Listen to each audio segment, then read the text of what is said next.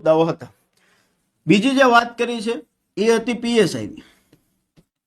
PSI ની અંદર સાહેબ સમસ્યા કઈ જગ્યાએ આવી, પીએસઆઈ માં સમસ્યા કઈ જગ્યાએ આવી અને એ સમસ્યાથી અત્યારે છોકરો પીડાય છે એવી એક જ સમસ્યા હતી.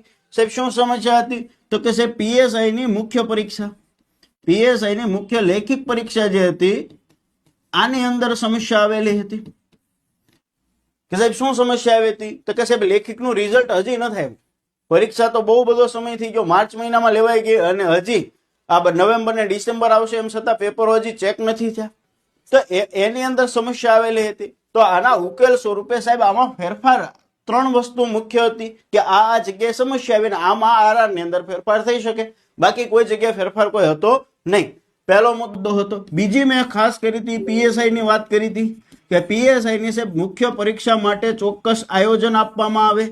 આ મુખ્ય પરીક્ષાનું ચોક્કસ આયોજનમાં એવું સજેશન ત્યારે આપ્યું હતું કે સાહેબ પહેલા પેપર એક જ લેવામાં આવે, પેપર એક જ પહેલા લેવામાં આવે અને પેપર એક અત્યારે એવી પેટર્ન હતી કે પેપર એક ને પેપર બે બંને એક જ દિવસે લેવામાં આવતા અને બધા છોકરાને આપવાના.